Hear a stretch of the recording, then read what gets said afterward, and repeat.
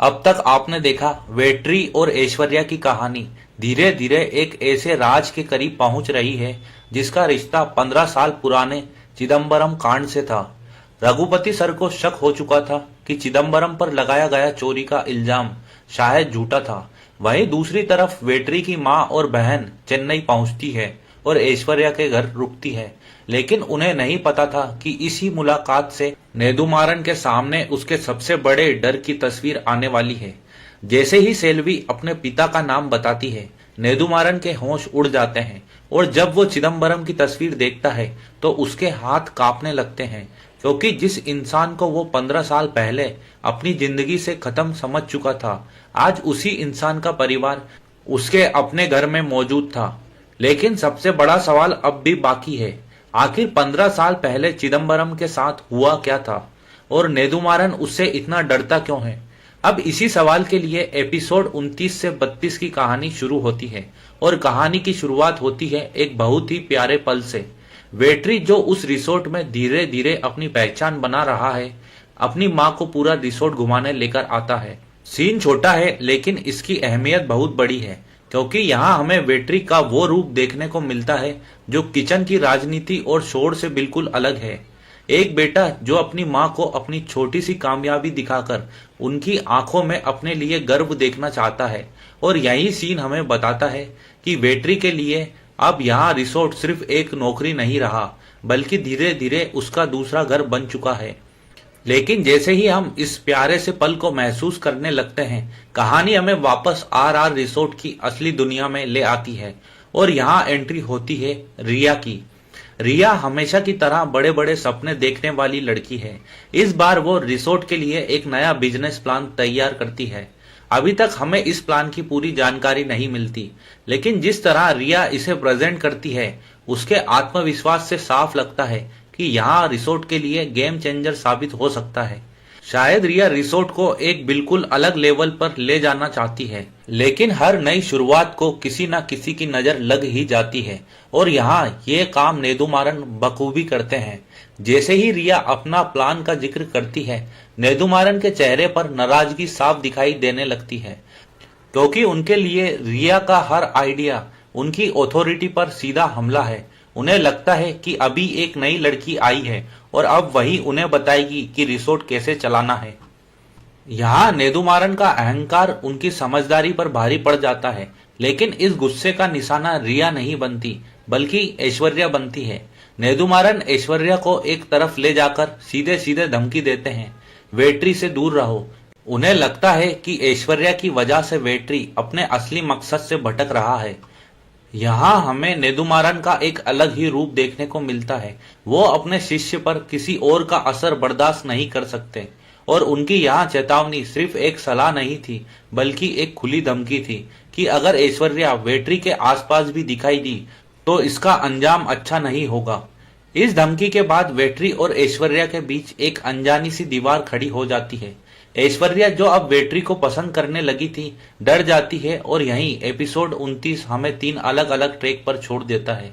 एक तरफ वेट्री का सपना, दूसरी तरफ रिया का नया बिजनेस प्लान और तीसरी तरफ नेदुमारन की वेट्री के लिए बढ़ती नफरत। लेकिन अब थोड़ा रुककर नेदुमारन के किरदार को समझना जरूरी है। आखिर उन्हें ऐश्वर्या से इतनी दिक्कत क्यों है? क्या सिर्फ इसलिए क्योंकि वो वेट्री के करीब आ रही है, या इसके पीछे कोई और गहरा राज छिपा है? एक थ्योरी यह भी हो सकती है कि नेदुमारन वेट्री को लेकर जरूरत से ज्यादा प्रोटेक्टिव है। उन्हें लगता है कि वेट्री के अंदर एक बहुत बड़े शेफ बनने की प्रतिभा है और वो नहीं चाहते कि उसका ध्यान कुकिंग से हटकर प्यार और रिश्तों में चला जाए। अगर इस नजरिए से देखें तो शायद उनका डर पूरी तरह अजीब नहीं लगता। आखिर हर गुरु चाहता है कि उसका शिष्य अपने लक्ष्य पर पूरा ध्यान लगाए। लेकिन इस कहानी का एक दूसरा और थोड़ा डार्क पहलू भी है। क्या नेदुमारन का यहाँ बर्ताव सिर्फ वेट्री के लिए फिक्र है, या फिर वो वेट्री पर अपना अधिकार समझने लगे हैं? और अगर ऐसा है तो सवाल यहाँ है कि नेदुमारन आखिर वेट्री को लेकर इतने जुनूनी क्यों हैं? लेकिन जिस तरह से नेदुमारन ऐश्वर्या को धमकाते हैं, उसमें चिंता कम और अपना हक जताने की कोशिश ज्यादा नजर आती है।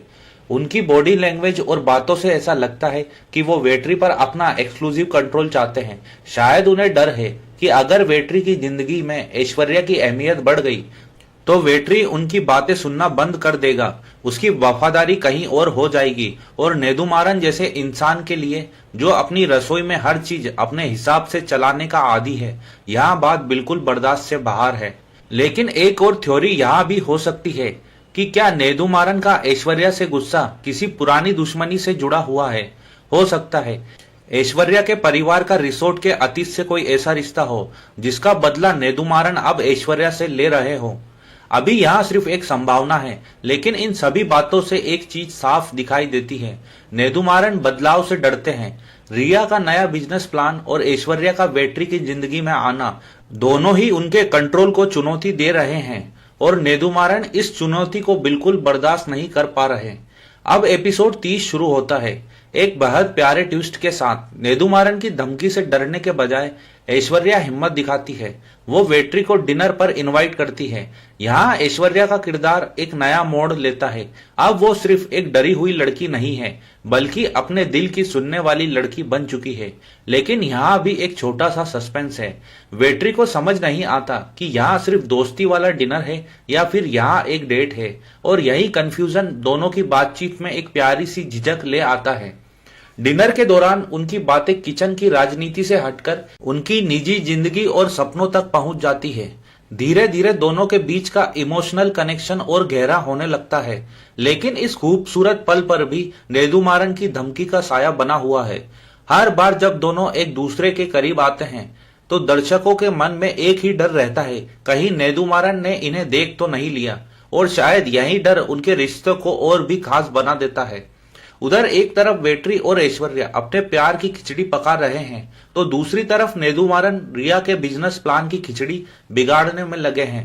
नेदुमारन रिया के प्लान से बिल्कुल खुश नहीं है और उसे फेल करने की हर मुमकिन कोशिश कर रहे हैं। वो रिया के प्लान में कमियां निकालते हैं और मैनेजमेंट के सामने उसे नीचा दिखाने का कोई मौका नहीं छोड़ते।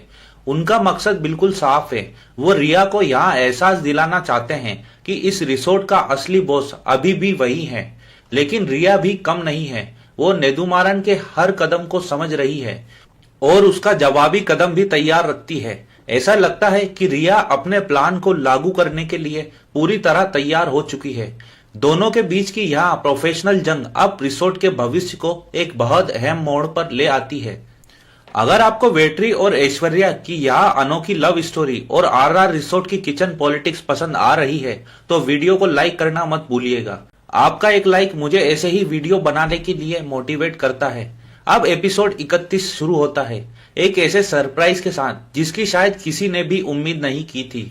हमारी सारी उम्मीदों के उलट नेदुमारन आखिरकार रिया के बिजनेस आइडिया को मान लेते हैं। लेकिन रुकिए, इतनी जल्दी खुश होने की जरूरत नहीं है, क्योंकि नेदुमारन ने यहाँ आइडिया बिना किसी शर्त के नहीं माना था। उनके सामने एक शर्त थी।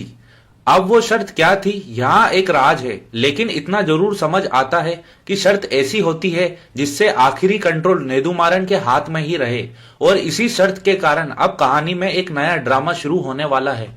रिसोर्ट में शू शेफ की पोजीशन खाली थी और नेदुमारन इस पद के लिए एक शानदार प्रतियोगिता का ऐलान करते हैं। शायद ये उनके लिए सिर्फ एक प्रतियोगिता नहीं थी, बल्कि किचन पर अपना कंट्रोल एक बार फिर साबित करने का तरीका था। इस मुकाबले में दो दावेदार थे, ऐश्वर्या और विक्की। विक्की जो पहले से किचन टीम का हिस्सा था और शुरुआत से ही ऐश्वर्या को बिल्कुल पसंद नहीं करता था। उसे लगता था कि ऐश्वर्या को सब कुछ बहुत आसानी से मिल रहा है क्योंकि वहां नेदुमारन की बेटी है। इसीलिए वो इस प्रतियोगिता को ऐशु को सबक सिखाने का मौका समझता है और फिर प्रतियोगिता शुरू होती है। पहले राउंड में ऐश्वर्या पूरे कॉन्फिडेंस के साथ एक शानदार डिश तैयार करती है और पहला राउंड जीत जाती है। ऐश्वर्या की जीत देखकर विक्की का अहंकार बुरी तरह टूटने लगता है। उसे यह बात बिल्कुल बर्दाश्त नहीं होती कि ऐश्वर्या उससे बेहतर साबित हो रही है। लेकिन अब शुरू होता है साजिश का खेल। दूसरे राउंड में विक्की ऐश्वर्या को परेशान करने के लिए गंदी चालें चलना शुरू कर देता है। उसकी हरकतों की वजह से ऐश्वर्या का पूरा कॉन्फिडेंस खराब हो जाता है और ऐसा लगता है कि वो दूसरा राउंड हार जाएगी।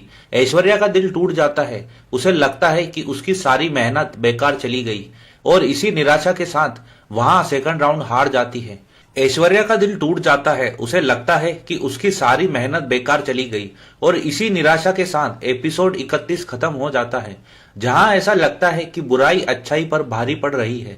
लेकिन कहानी अभी खत्म नहीं हुई थी। एपिसोड 32 की शुरुआत होती है एक टूटे हुए दिल और बिखरे हुए सपनों के साथ। दूसरा राउंड हारने के बाद ऐश्वर्या पूरी तरह डिमोटिवेट हो चुकी थी। उधर विक्की उसे लगातार ताने मार रहा था और सबके सामने उसे हारने वाला साबित करने की कोशिश कर रहा था। लेकिन तभी एंट्री होती है हमारे हीरो की, वेट्री की। वेट्री ऐश्वर्या को इस हालत में नहीं देख सकता था। वो उसके पास जाता है और उसे हिम्मत देता है। वो उसे याद दिलाता है कि वह कितनी टैलेंटेड है और वेट्री के शब्द ऐश्वर्या के लिए किसी दवा से कम नहीं थे। वो उसे कहता है कि विक्की की बातों पर ध्यान मत दो, अपने हुनर पर भरोसा रखो। तुम यहाँ तक अपनी मेहनत के दम पर पहुंची हो। वेट्री के इस सपोर्ट से ऐश्वर्या के अंदर फिर से हिम्मत आती है। अब बारी थी फाइनल राउंड की। घड़ी चल रही थी और ऐश्वर्या पूरी तरह फोकस के साथ अपनी डिश बनाने में जुट जाती है। इस बार विक्की की कोई चाल काम नहीं आती। ऐश्वर्या अपनी पूरी मेहनत और अपना पूरा जुनून उस एक डिश में लगा देती है और नतीजा शानदार होता है। ऐश्वर्या तीसरा राउंड जीत जाती है और विजेता बन जाती है। अब ऐश्वर्या बन चुकी थी आरआर रिसोर्ट की नई शू शेफ। यह सिर्फ ऐश्वर्या की जीत नहीं थी, यहाँ उसके टैलेंट की जीत थी और वेट्री के उस भरोसे की भी जीत थी जो उसने मुश्किल वक्त में ऐश्वर्या पर दिखाया था। लेकिन जैसे ही हम इस जीत का जश्न मनाना शुरू करते हैं, सीरीज हमें एक और बड़ा झटका देती है।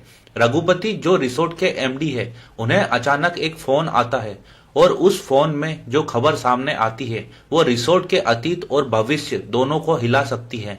इस खबर का रिश्ता एक ऐसे नाम से जुड़ा है जिसे शायद सब भुला चुके थे, चिदम्बरम। लेकिन चिदम्बरम आखिर कौन है, उसका इस रिसोर्ट से क्या कनेक्शन है और 15 साल पहले उसके साथ आखिर हुआ क्या था? इन्हीं सवालों के साथ एपिसोड खत्म हो जाता है। तो दोस्तों, बाकी के एपिसोड का एक्सप्लेनेशन जानने के लिए कमेंट में नेक्स्ट जरूर लिखना। और माफी चाहता हूं कि मैं एपिसोड बहुत धीरे अपलोड कर रहा हूं, क्योंकि आप लोगों के लाइक कमेंट कम आ रहे हैं और व्यूज भी कम आने की वजह से मुझे वीडियो बनाने में मजे नहीं आ रहे हैं। तो आपसे यही रिक्वेस्ट है कि वीडियो को ज़्यादा से ज़्यादा लाइक करें, चैनल को सब्सक्राइब करें और कमेंट में नेक्स्ट जरूर लिखें। Thank you for watching and sorry for the delay.